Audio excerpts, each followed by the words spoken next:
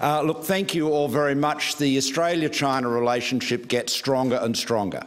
It is built on so many connections. It's built on great economic engagement, it's built on history, but above all, it is built on family. There are 1.2 million Australians of Chinese heritage, two of whom, hey Craig, how are you? I was quoting him yesterday in support of one of my arguments. I don't know, the Labor Party appreciated it. Good to see you. But two of whom are Lucy and my grandchildren, our son and daughter-in-law's children.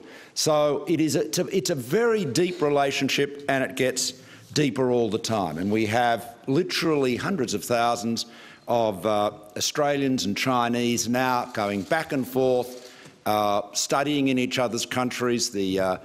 All of the engagement is at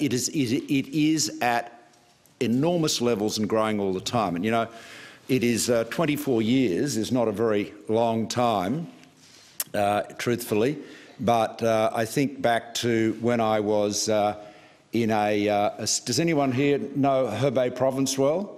Zhangjiakou, right? Zhangjiakou, I'm sure, is full of five-star hotels now. I was there in the early 90s negotiating a mining project, which became quite a large zinc mine, actually, now, listed on the London Stock Exchange. I remember working there with the Geological Bureau, and, you know, as China was short of capital and it was a different world. The growth that we have seen has been enormous. But you know what? In those days, the partnership between Australians and Chinese, the spirit of working together and the engagements that came from Australian Chinese was so important.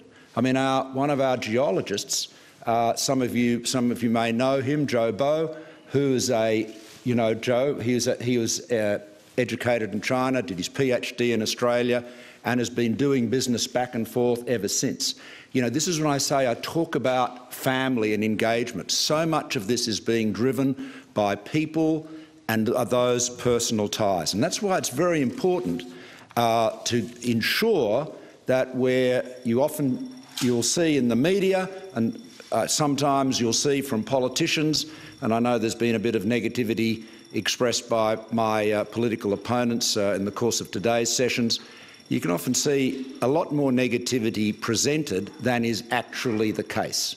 That engagement, that opportunity, building those economic achievements is one that is happening at a very personal level. So always important to reinforce the reality of the relationship and the relationships above all. Now, we're seeing very strong economic growth in Australia. We're seeing the strongest jobs growth that we've had ever. Actually, last year was the strongest jobs growth in Australian history. And we're seeing that because, in large part, we have embraced free trade.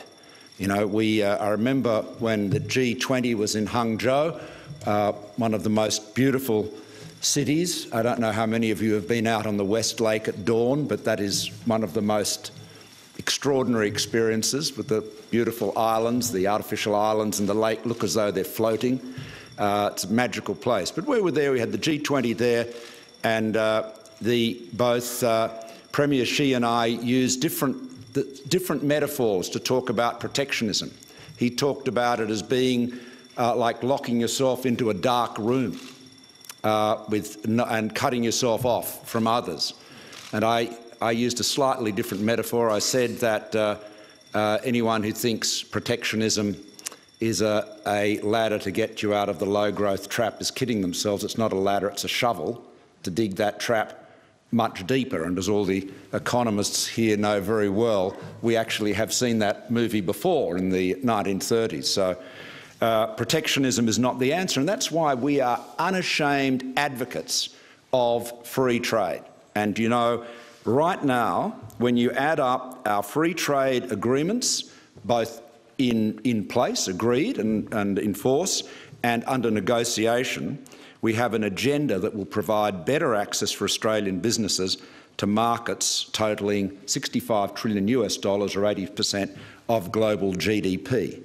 And that is what has been providing us here in Australia with the ability to recover from the big shock of the end of the commodities construction boom, because of course we had a prices boom, when iron ore trebled.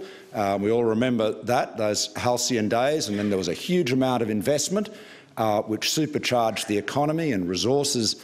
Investment in the resources sector, I think, got up to about 14% of total investment across the country.